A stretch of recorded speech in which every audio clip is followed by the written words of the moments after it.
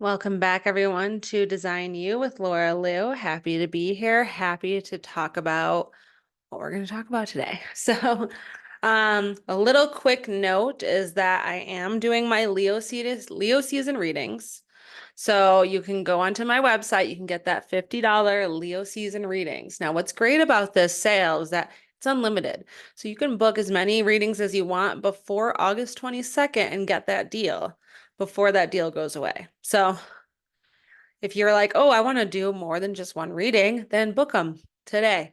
Book them before August 22nd and you'll get them and it's going to be great. I have a lot of people booking. A lot of people are ready to see where their traits are, where their qualities are, where their design is working, right? Where their energetics are working so that they can thrive, they can build their business, they can work on relationships, all of that stuff. And speaking of relationships and speaking of just the energetics right now in astrology, Mercury just went back into retrograde on August 4th. And with that being said, is that it also brings in Venus, goes into Virgo. Now, this is a very interesting time because if you look back like a year ago, 2 years ago, things that happened around this time and how I mean, personally in my life, things that happened were just complete turmoil. Like conversations just didn't go the way you wanted them to go. People just weren't ready to talk and things did not work out the way you intended them to be. Well, things right now are shifting. So this Mercury in retrograde is, I believe, really supportive right now. I believe that this Mercury retrograde is like shifting back and like, okay, like we're going to bring back these certain like karmic lessons, these certain like situations, and we're going to see if we can solve them in a way that's going to be harmonious, or going to be like repairing. Like, are we going to repair these things that were just completely just destroyed? Um, which I'm all about healing. Like I'm all about healing friendships. I'm healing things that did not work. I like to heal that because that's a very cathartic thing, I guess, for me. I like to get the closure. I like to feel like I don't like knowing that someone out there hates me. Like it bothers me so much. So like healing and repairing things for me is huge. So I appreciate this time right now and I feel the energy. And I feel like this is a good time. So if you're dealing with some situation that maybe was destroyed a couple years ago, a year or 2 years ago, and you see it coming back, be really mindful about how you're communicating.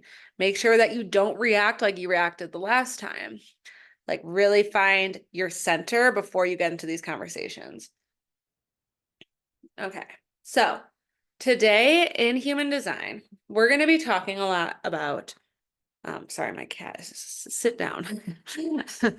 Today, we're going to be talking about the planets in human design. So if you've listened to cosmic design or you listen to me, talk about a certain gate, we always talk about, like me and Christy always talk about, okay, this gate is in our cosmic sun or our conscious sun, or this is in my conscious moon, or unconscious moon. I'm going to explain this a little bit more. So I want you guys to get your charts up. I want you guys to get ready as we go through this. I love talking about the planets because this is where the astrology comes in human design. And your astrology is connected to your human design chart. So it's really cool to like really connect with it, especially when I start talking about an active gate. And if you have that gate, how is that serving you? So human design explains the impact of the planets on our nature. So because neutrinos carry the information from the planets to us, stars in distant reaches of space are constantly beaming neutrinos everywhere. And they pass through the planets to imprint our bodies. So if you were to look at your chart, you'll see that there's two bars that are framing your body graph. And you got the design side, and then you have the personality side. Your design side is the unconscious side, and then your personality is your conscious. So what I mean by that is in your design side, that's made up, right? I think it's 8 weeks before you come out of the womb. 90 days. So it's 90 days prior to birth. And then you have the the designs or the personality side, which is your conscious side, which is right when you come out of the womb. So that's like right what was designed after you were born. And so when we talk about your unconscious, your design side, and then we talk about your personality side, they're two different energies. So when you'll see here that each bar has a different color. So if you go on my body graph chart or my chart on my website, one's going to be yellow, one's going to be maroon. And so like the design side is the yellow side. That's the unconscious side. So when you're looking at those gates that you have active, you're going to notice, is it maroon or burgundy or is it yellow? So that yellow side is going to be your unconscious side. And then the burgundy side is going to be the conscious side. So when we go over that, we talk about, okay, like the conscious energy that you have is your high vibration. You're really aware of it. You know what you're working with. Whereas your unconscious side is your shadow work.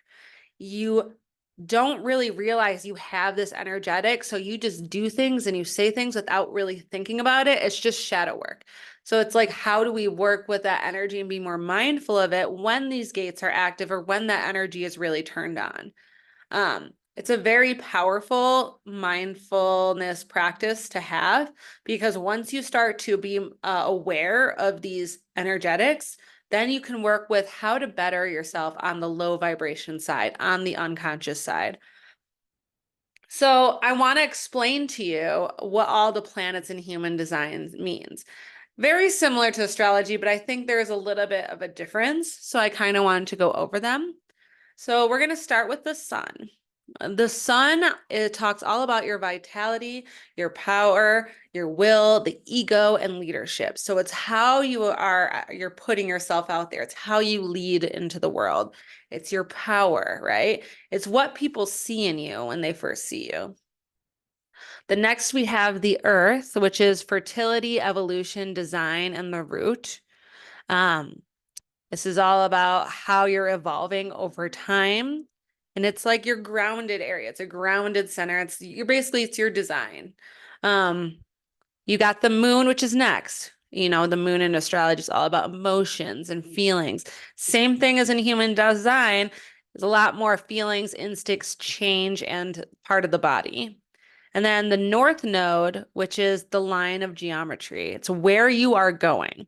So north node is it goes 30 days. So it's past 30 years. So it's 30 years and up, that's where you're going right now. So after you hit your Saturn return, that's where you're going. Your south node is the line of geometry where you came from. So that's or from birth to 30. So that's your past self. Next, we have the Mercury. Mercury is the mind, awareness, communication, and mental life. Venus, you have art, aesthetic, values, and relationships. That tracks for Venus. It's like the pleasures in life, your values. Mars is all about energy, power, desire, assertion, and aggression. And then you have Jupiter, which is expansion, opportunity, and material matter. So like money. Saturn is limitation, restraint, discipline, focus, and pain. And Uranus deals with transition, revolution, instability, invention. Next, we have Neptune, which is imagination, psychic phenomenon, which is really fun, confusion, and drugs. I actually really love talking about Neptune because it's interesting. And then you have Pluto, which Pluto really is, it lasts for a long time. So like, you know, it's usually stays, especially when like the planets transit. And this is regeneration, compulsion, renewal, and the unconscious. So a lot more shadow work with your Pluto because it stays for so long. So I want to give you guys like an example of what we're dealing with here. So right now we have active. I believe I just talked about this one, 7. I don't think I have it. So, okay, recently what was just up was 33, which was retreating. So I have gate 33 in my unconscious south node.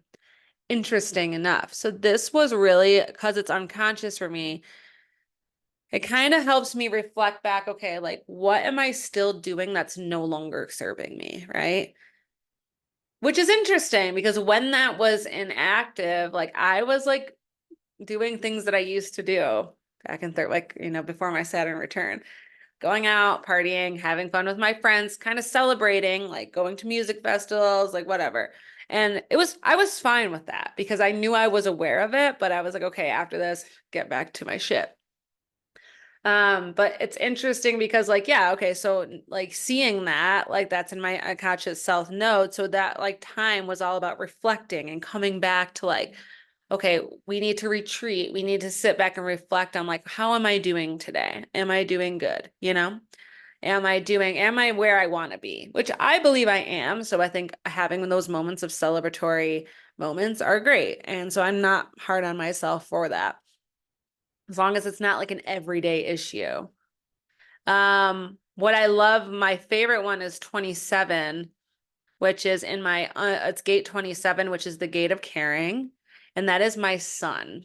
So that's my unconscious son, which I like so much because my unconscious son is how I express myself. With the gate of caring, it's like I have to take care of myself unconsciously because if I don't take care of myself, then I cannot provide the service and the care for other people. And that goes with all ranges. It goes with friendships, family, relationships, work, my craft. I can't do that unless I get up in the morning and I work out. And I know I've had this conversation on my podcast before, but that one's really important to me because yeah, that's how I express myself and that's what really shows up. Like I get very angry if I don't do my self-care practices. Um, and I'm okay with that. Another good example is, okay, let's talk about, okay, we got 28. 28 is the gate of struggle, and I have that in my unconscious earth. That's interesting. So my unconscious earth, right, is all about fertility, evolution, design, and the root. I struggle a lot with finding, I don't want to say, I think finding stability, I guess. I feel like my life over time, there was a lot of hardships personally for myself. Like, I feel like I'm always kind of struggling in ways that a lot of people don't struggle with, but in a way, it's like I know how to manage it. Whereas, like, if someone didn't have that gate 28 and they didn't, they wouldn't know how to deal with like how to like put together like repair, something like a light, because it's so hard for them. But for me, I can deal with it and it's not as hard. And when I get like flat tires, I know how to manage that. But like sometimes I go a little bit like kind of hysterical, but I deal with it. I mean, I have my moods and that's my unconscious side, and then I deal with it. You guys are learning a lot about me today. Okay, so next up we have okay, I'll give you another example here, just so kind of you're getting the idea of like what you're seeing here. So I have, let's see, when my moon, okay, let's talk about my conscious moon, right? So my conscious moon is 29. And 29, which I'm trying to find, where is that? Okay, so it's in my sacral. It's a funny one because I don't even know. Gate 29. So gate 29 is the gate of commitment. It's situated in the sacral center, represents the energy to fully commit to one's chosen path and see projects through to completion. Individuals with this gate activated have a strong sense of determination and dedication, often displaying unwavering focus and perseverance in the face of obstacles and setbacks. That tracks for me. I commit to everything that happens in my life, especially my work. Like that is something that I commit to. I see it through. I build that business. I get that done. Relationships, I commit fully to it. And now really it depends, are the other people going to commit with you? Usually that's not the case for me. But like I commit to my friendships, to my family, to my work. Like that is so conscious, and because it's in my moon and it carries all of my emotions and like and just my feelings and my instincts and my body, Like if I don't commit to that and I fail at that, that's gonna like mess me up. So yeah, that's just kind of a little idea of like where we're going here with this. Let's do another example I have here. I love talking about, okay, let's talk about, okay, so I know I was talking about Neptune, right? Imagination, psychic phenomenon, confusion, and drugs. So a lot of people who know me know I love psychedelic therapy. Big fan.